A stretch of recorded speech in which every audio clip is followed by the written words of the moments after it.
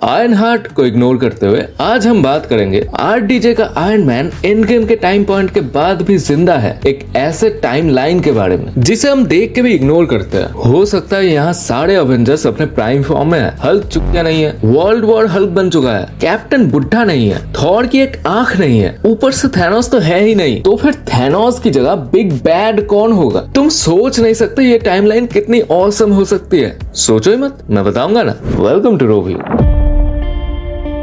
याद तो है ना, एंड गेम में जो थैनोस धूल हुआ था वो एमसीयू का थैनोस नहीं था, वो एक वेरिएंट था। क्योंकि जिस टाइम पे उसे फ्यूचर की नेबुला मिली और उसने फ्यूचर के बारे में जाना, उसी पॉइंट पे 2014 से टाइमलाइन की ब्रांचिंग हो जाती है। अब उस टाइमलाइन से थैनोस अपनी आर्मी के साथ गायब हो जाता है और अब देखो धीरे धीरे कैसे इसकी कहानी एमसीयू से अलग होती जाती है। मेजर चेंजेस 2018 के आसपास होते हैं क्योंकि इन्फिनिटी वॉर और एंड गेम होते ही नहीं है, पर उससे पहले की स्टोरी में बहुत क्रूशियल चेंजेस होते हैं। लोकी हमला करता है, अवेंजर्स उसे रोकते हैं, टोनी को पीटीएसडी होता है। उसके बाद पहला चेंज होता है गार्डियंस ऑफ द गैलेक्सी में। यहाँ गमोडा नहीं है, तो गार्डियंस की पहली दो मूवीज के इवेंट्स तो काइंडा सेम रहते हैं, बस सब कुछ गमोडा और नेबुला के बिना होता है। इसके बाद एज ऑफ अल्ट्रॉन की कहानी मेजरली सेम रहती है, बस क्विकसिल्वर उसे बस पैर में गोली लगती है और वो घायल होता है पर मरता नहीं है, क्योंकि मैं चाहता हूँ इसे बाद में मारेंगे। फिर सिविल वॉर सेम होती है, पर क्विकसिल्वर जिंदा होते हुए यहाँ नहीं था क्योंकि वो अब तक रिकवर नहीं हुआ था। तो कहानी सेम रहती है, अवेंजर्स बढ़ जाते हैं। स्पाइडरमैन की होम कमिंग तक की कहानी सेम होती है और टिचाला बनता है वकांडा का राजा।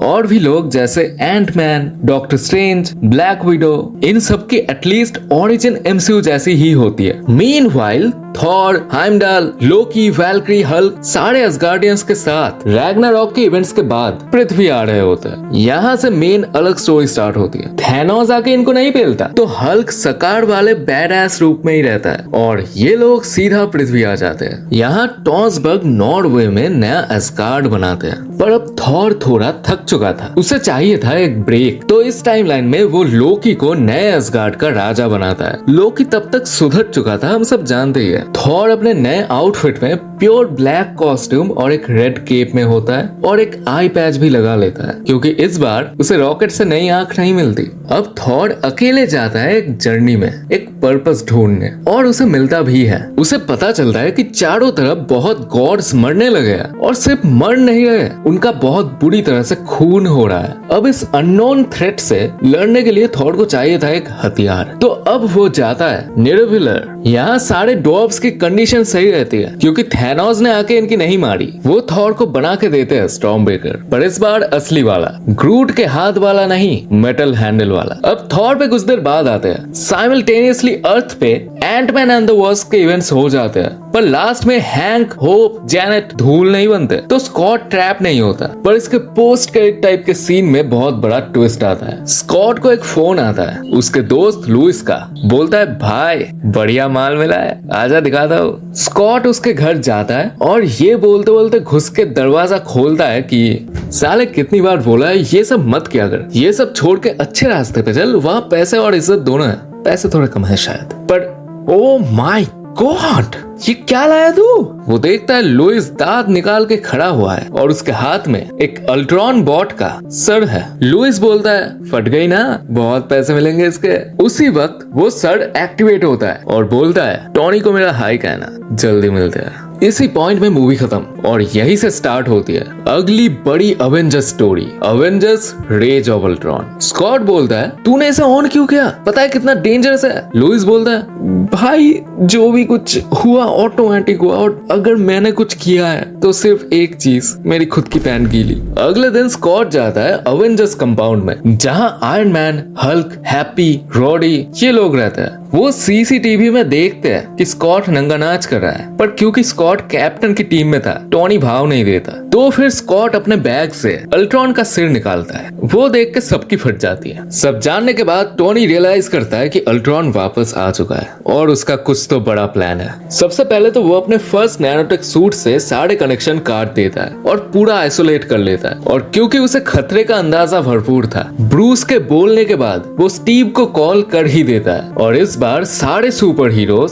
स्टीव जहां अंडरग्राउंड था वहां जाते हैं। कैसे? Doctor strange. एंड गेम के फाइनल में जैसा हुआ था ना, छोटे लेवल पे यहाँ होता है। यहाँ Tony, Peter, Pepper, Happy, Hulk, Steve, Wanda, Vision, Quicksilver, Hawkeye, black widow, Ant Man, Strange खुद, मोर और लेस आसपास के सारे जाने माने सुपर हीरोज होते हैं। पर बहुत ही जल्द अल्ट्रॉन अटैक कर देता है। धीरे धीरे पूरी दुनिया एक साथ अल्ट्रॉन के कब्जे में आने लगती है। कोई रोक नहीं पाता क्योंकि वो सारे सैटेलाइट्स, इवन गवर्नमेंट के सारे वेपन्स, कम्युनिकेशन डिवाइसेस, एवरीथिंग अपने कंट्रोल में लेने लगता है। हर स्क्रीन में सिर्फ अल्ट्रॉन दिखता है जो इंसानों को धमकी दे रहा होता है, सबको गुलाम बनाने लगता है। और जो बात नहीं मानते, नैनोबॉट्स से उनके नर्वस सिस्टम को हाईजैक करके उन्हें माइंड कंट्रोल साइबॉर्ग टाइप के ज़ॉम्बीज बना देता है या सीधा जान से ही मार देता है। ऐसा नहीं कि धूल बन गया वापस आ जाएगा, तो लिटरली बहुत सारे लोग मारे जाते हैं। अर्थ में ये सब चल रहा था। दूसरी तरफ थॉर को पता चलता है कि गॉड नाम का एक डिप्रेस्ड सन की सारे देवता समाज को मार रहा है और कुछ गॉड्स को तो किडनैप करके ले जा रहा है और भी ज्यादा टॉर्चर करके मारने के लिए। थॉर को लगता है कि वो अकेला इसे हरा नहीं पाएगा। वो स्ट्रैटेजी बनाने के लिए न्यू एसगार्ड वापस आता है। वहाँ देखता है ऑलरेडी गॉड थॉर को मारने आया था, पर थॉर तो था नहीं वहाँ। वैल्क्री, हाइमडाल और लोकी गॉड को रोकने की कोशिश कर रहे थे, पर गॉड उन तीनों को ही किडनैप करके ले जा चुका था। अब थॉर को एक चांस मिलता है। वो हाइमडाल को अपना सबकॉन्शियस वीडियो कॉल करता है और जान जाता है कि गॉड सबको कहाँ रख रहा था। वो देखता है कि हर देवता जो यहाँ था सबको गॉड ने ब्रूटली टॉर्चर करके रखा है। ज्यादातर उल्टा लटके हुए हैं, कुछ टॉर्चर होते होते मर गए और कुछ देवताओं के तो बॉडी पार्ट्स ही मिसिंग है, फिर भी जिंदा है और मौत का इंतजार कर रहे हैं। हालत खराब है। ये सब गॉड कर रहा था नेक्रोसॉर्ड से, क्योंकि उससे कर सकते हैं। इस टाइम पे थॉर को म्योनिर की याद आती है, तो वो उसके पास जाता है और इस बार म्योनिर जेन के सामने नहीं, थॉर के सामने एक्टिवेट होता है। अब थॉर गॉड से लड़ने के लिए स्टॉर्म बेकर के साथ टूटा हार्डवेयर अपडेट वाला म्योनिर भी ले लेता है बैकअप के लिए। अब बाकी के events kind of love and thunder movie की तरह ही होती है। डिफरेंस सिर्फ एक है कि थॉर अकेला है। लास्ट वाली फाइट में भी बच्चे कच्चे नहीं होते, सिर्फ थॉर वर्सेस गॉड। बहुत तगड़ी फाइट होने के बाद डायलॉग बाजी में गॉड बोल देता है कि उसने हाइमडाल को बहुत टॉर्चर करके मार डाला है। अब थॉर इतना गुस्सा होता है कि एक हाथ से नेक्रोसॉर्ड हटा के दूसरे हाथ से म्योनिर लेके उसके टुकड़े अलग करके गॉड के सिर के ऊपर रख के म्योनिर के टुकड़े जोड़ देता है। 1 सेकंड में गॉड खत्म।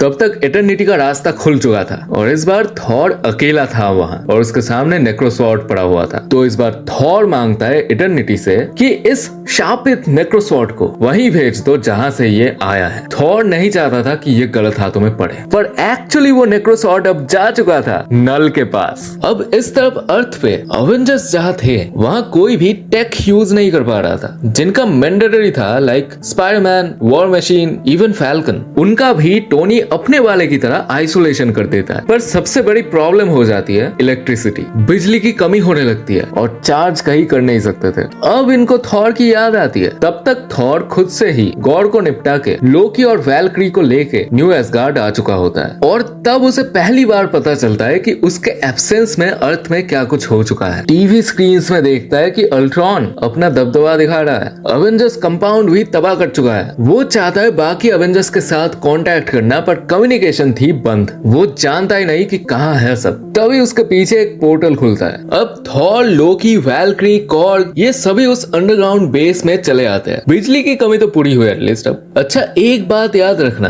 अब तक अवेंजर्स को नहीं पता कि अल्ट्रॉन ऑपरेट कहाँ से कर रहा है। सब कुछ हो तो रहा है, पर मेन अल्ट्रॉन सिर्फ स्क्रीन पे ही दिखता है, एक्चुअली सामने नहीं आता। 1-2 महीने निकल गए अवेंजर्स को यूज टू होने में और तैयार होने में। डेली कुछ हीरोज बाहर निकलते, शहर में कुछ बॉट्स को तोड़ते और कुछ सिविलियंस की हेल्प करते, बट लार्ज स्केल में इसका ज्यादा कोई असर पड़ नहीं रहा था। इसी बीच वांडा सीख जाती है केओस मैजिक ठीक से यूज करना। वो अकेले बहुत सारे बॉट्स को एक साथ डिसमेंटल कर पा रही थी और प्रैक्टिस करती थी हर रोज। पर अब बाकियों को भी थोड़ा अपग्रेड चाहिए था और उन्हें पता था कि दुनिया में सिर्फ एक ही जगह है जो अल्ट्रॉन से सेफ होगा, क्योंकि वो जगह पूरी दुनिया से आइसोलेटेड है, वकांडा। डॉक्टर साहब की कृपा से सारे वकांडा में घुसते हैं, पर अवेंजर्स देखते हैं उसी टाइम वकांडा को भी अल्ट्रॉन टेक ओवर कर लेता है। बहुत बड़ी फाइट होती है। इस फाइट में सबसे ज्यादा इफेक्टिव होते हैं डॉक्टर स्ट्रेंज, लोकी और वांडा, जो अपने मैजिकल पावर से लड़ रहे थे। थॉर तो जलवा दिखाता ही है, म्योनिर और स्टॉर्म बेकर दोनों के साथ। और आयरन मैन की सूट की बैटरी खत्म होने पे थॉर ही उसे चार्ज करता है और हल्क अलग तबाही चलाता है। इसके बावजूद कई वकांडन सैनिक मर चुके होते हैं। अवेंजर्स पूरी कोशिश करते हुए भी हार रहे थे। तभी एक बहुत बड़ा डिवाइस उनके सामने ही असेंबल होता है, एक गामा रिएक्टर। टोनी समझ जाता है कि क्या होने वाला है, पर कुछ बोलने से पहले ही एक बीम फायर होती है हल्क पे। हल्क गामा रेडिएशन से ओवरलोड हो जाता है और वो कंट्रोल से बाहर हो जाता है। ये अलग प्रॉब्लम हो गई। चारों तरफ किओस चल रहा होता है और टोनी अब बस शांत होकर सोचता है कि ये सब कैसे हो रहा है, अल्ट्रॉन है कहाँ। जब अवेंजर्स यहाँ आए तभी अल्ट्रॉन भी कैसे आ गया,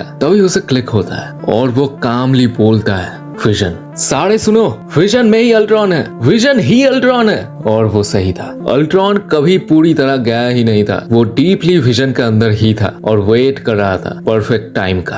अब ये अनाउंसमेंट सुनते ही सभी जल्द से जल्द विजन के पास जाने की कोशिश करते हैं, पर सबसे पहले पहुंचता है क्विकसिल्वर और अल्ट्रॉन उसके लिए ही रेडी था। सीधा क्विकसिल्वर को मार देता है। वांडा इमोशनली और ज्यादा टूट जाती है। विजन विजन नहीं रहा, उसका भाई भी जिंदा नहीं रहा। डॉक्टर स्ट्रेंज बोलता है कि एक ही रास्ता है और इसे सिर्फ वांडा ही कर सकती है, क्योंकि उसे आता है किओस मैजिक और इस बार ये बहुत बड़े लेवल पे करना है, जो दुनिया के सारे टेक से अल्ट्रॉन का नामो निशान मिटा दे। वांडा एग्री करती है और विजन, जो कि अब अल्ट्रॉन था, उसके पास बढ़ती है। अपनी फुल कैपेसिटी से किओस मैजिक के बहुत सारे वेव्स छोड़ती है, जो धीरे धीरे पूरी दुनिया में फैलती है और अल्ट्रॉन का नामो निशान मिट जाता है। और इसी वेव से कुछ स्पेशल इंसानों के जीन्स ऑल्टर हो जाते हैं, म्यूटेंट जीन्स। ऐसे इंट्रोड्यूस होते हैं म्यूटेंट्स, जैसे कि कमाला खान, मिस मार्वल। दूसरी तरफ हल्क को एक नया थ्रेट माना जाता है। हल्क ब्रूस के फॉर्म में तो आता है, पर उसे पता चलता है कि हल्क उस रेडिएशन की वजह से बहुत ज्यादा खतरनाक हो चुका है। इसीलिए एक बार फिर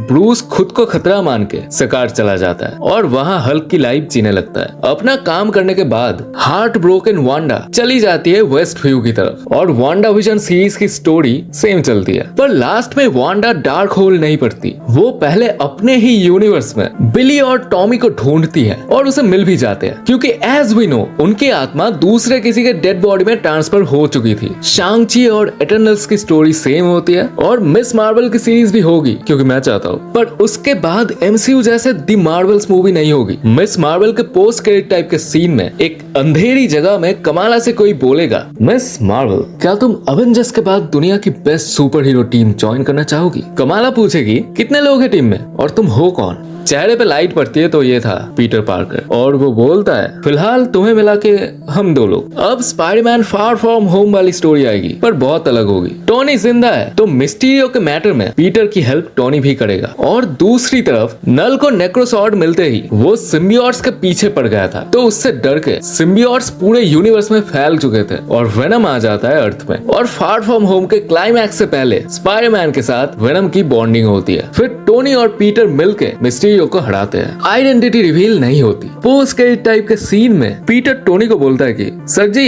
ऐसे छोटे मोटे कामों में आप अपना टाइम वेस्ट मत करो। मेरी नजर में मेरे जैसे ही कुछ टीनेजर्स हैं, तो मैं सोच रहा था क्या मैं इनके साथ एक टीम बना के यंग अवेंजर्स नाम रख लूं। टोनी बोलता है जो करना है कर, मेरा तो कुछ अलग ही प्लान है। और ये बात वो वेनम को देखते हुए बोलता है। अब यहाँ मैं घुसाऊंगा सुपीरियर आयरन मैन की स्टोरी लाइन। अल्ट्रॉन के कांड के बाद टोनी को लगता है कि उसे एक ऐसा सूट बनाना चाहिए जो कम्प्लीटली इंडिपेंडेंट हो। इंस्पिरेशन लेता है वेनम से और एक नया सूट बनाता है। ये एक सिम्बियोट की तरह बिहेव करता है, पर कोई एलियन बायोलॉजी नहीं होती। इस आर्मर की खुद की इंटेलिजेंस भी होती है। एक सिंथेटिक सिम्बियोट ही मान लो, जो जब चाहे जैसा चाहे आयरन मैन का आर्मर बन सकता है, इवन खुद से हील भी हो सकता है। ये था टोनी का सुपीरियर आयरन मैन आर्मर। इस टाइमलाइन का क्लाइमैक्स ना भाई बहुत अनएक्सपेक्टेड होने वाली है, पर उससे ठीक पहले आएगी यंग अवेंजर्स की स्टोरी। मैं सोचूं तो एक सीरीज बना देता, हर एक एपिसोड एक मेंबर पे फोकस्ड, लाइक वांडा के लॉन्डे, बिली, टॉमी, फिर Kate Bishop, iron heart, scar, 5 episodes. और हर एपिसोड के लास्ट सीन में पीटर आके उनको रिक्रूट करके जाता और लास्ट एपिसोड के लास्ट मोमेंट में जब सब असेंबल होते तब एक अर्थक्वेक आती एक रॉर के साथ। ये थी हल्क की roar, world war Hulk. Hulk वापस आ चुका था सबसे ज्यादा फ्यूरियस रूप में, क्योंकि सकार में जिस शिप से वो गया था वो ब्लास्ट हो गई जिससे उसकी बीवी मर गई। तब उसकी सटक गई और अर्थ में आके तबाही मचाता है। अब सारे एवेंजर्स और यंग एवेंजर्स असेंबल होते हैं। एक तरफ सारे हीरोज, दूसरी तरफ अकेला हल्क। क्लैश होने ही वाला होता है कि सब एक साथ टेलीपोर्ट हो जाते हैं और अलग अलग ग्रुप्स में अलग अलग जगह आ जाते हैं, मानो रियलिटी में ही एक ग्लिच आ गया हो। किसी को पल्ले नहीं पड़ता हुआ क्या। एक्चुअली वो सभी अब बैटल वर्ल्ड में थे। डॉक्टर डूम ने इस रियलिटी को भी बैटल वर्ल्ड में मिक्स कर दिया था। पर डॉक्टर डूम इतना पावरफुल हुआ कैसे और इसकी शुरुआत कहां से हुई, जानने के लिए टेल्स व्यू का फर्स्ट एपिसोड देखो यहाँ। और तुम्हें क्या लगता है, क्या तुम सब्सक्राइब करोगे?